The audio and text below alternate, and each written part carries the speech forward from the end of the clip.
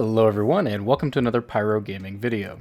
Destiny 2 is a pretty big game with a lot of players. We're averaging right around 1 million players a day as of right now. Some of these players will be casual, some of these players are hardcore players that spend hours a day in this game.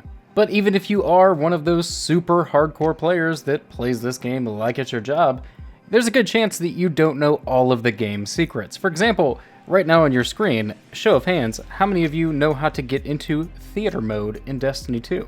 Well, there actually is no theater mode in Destiny 2. What I'm doing right now is a glitch that you can do pretty easily. And I'm willing to bet that most of you have never seen this, or maybe you have seen it but you don't know how to do it. In any case, I wanted to make a video with a bunch of random things that you probably didn't know that you could do in Destiny, whether you're a casual player or a hardcore player. But before I start these tutorials, I just want to point out that I am not claiming to have discovered any of these. I simply know of their existence and I am passing my knowledge of their existence on to you.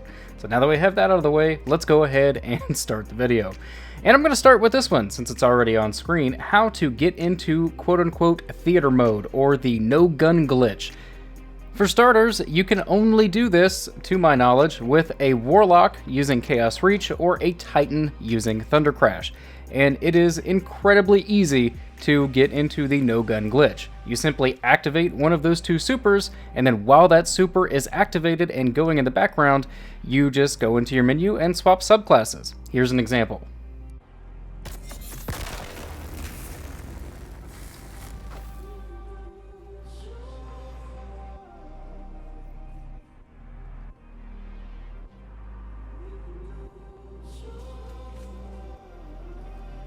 So basically what this does is it removes the gun from your hand. Now if you want that clean footage with nothing on your screen whatsoever, then make sure you turn your HUD off in your game settings.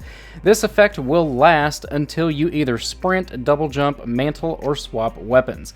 On Titans, using Thunder Crash, you do it the exact same way. You activate your super in the air, and then before you crash or end your super, you go into your menu and swap subclasses. As I said, to my knowledge, you can only do this on a Chaos Reach Warlock and a Thunder Crash Titan. If you do know how to do this on a Hunter, drop a comment in the box below and let me know. Otherwise, let's move on. Here are a few things specifically for Warlocks that you can do. This is called Worldline Skating. You need the sword Worldline 0 in order to do this, and you also need a Warlock. Now, you can actually do this with a Titan and a Hunter, but for either one of those, you need to burn a super to do it. So basically, the way that this works is you are activating Tesseract Trace, which is Worldline 0 exotic perk, to teleport yourself, but not in a way that the game intends you to do it. You see, Tesseract Trace has two different activation types. It has one for when you are on flat ground and one for when you are in the air. You can see that when I'm doing this, I'm starting on flat ground, but I'm activating Tesseract Trace as soon as I come off the edge of flat ground, and I'm now in the air. So basically what I'm doing is I'm doing the ground launch, but while I'm in the air. And at the same time, as soon as I teleport, when I'm in that animation, I'm activating my jump, and it is launching me forward. This is one of the fastest ways in the game that you can travel. So let me try and break this down for you in slow-mo. You have Temporal Sprint active, you're on a flat surface, you run off the ledge. When your first foot comes off, you activate the heavy attack. While you're in the animation, when your Guardian is not visible, that is when you click your jump button. So one more time, I am sprinting towards a ledge. When my front foot comes off that ledge, I activate the sword's heavy attack. While I'm invisible in that teleport animation, I'm going to touch the jump button one time, and then I will go flying forward.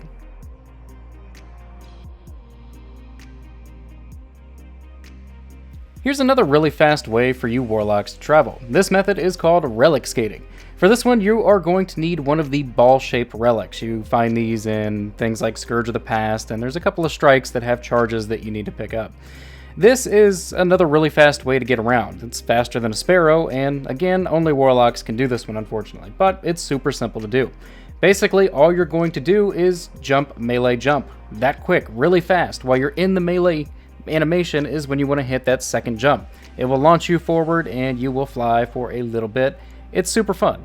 If you want to practice relic skating by yourself, simply head into Scourge of the Past and use this technique to break a Berserker shield by yourself.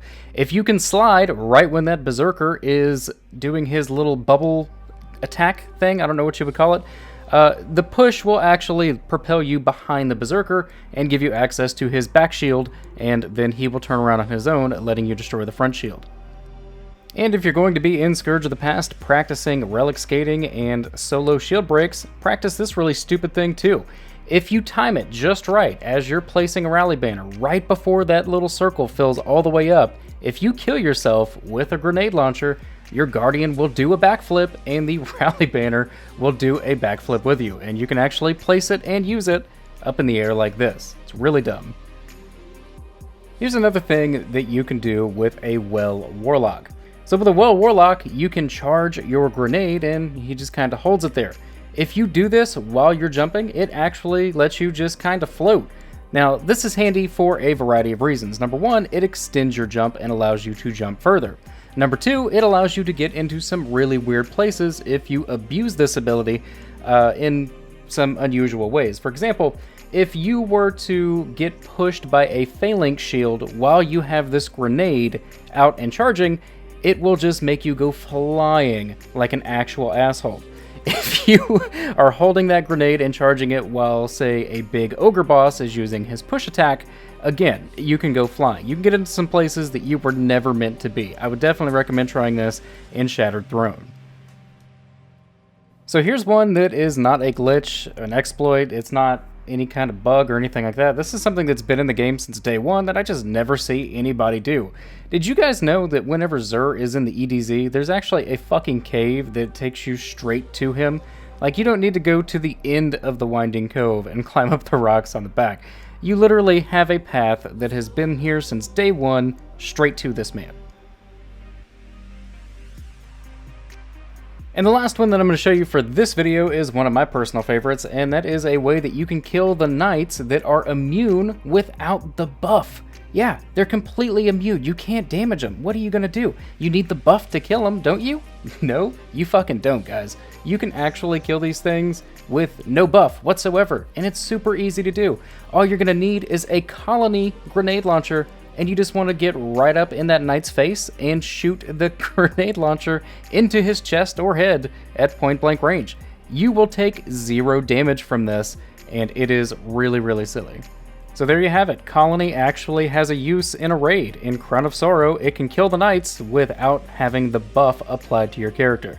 You can do some pretty fun stuff with this. And that's going to do it for this video, guys. If you enjoyed it, click a like. If you're new to the channel, click subscribe. And if you are already subscribed, I fucking love you. Thank you guys so much for watching, and take care.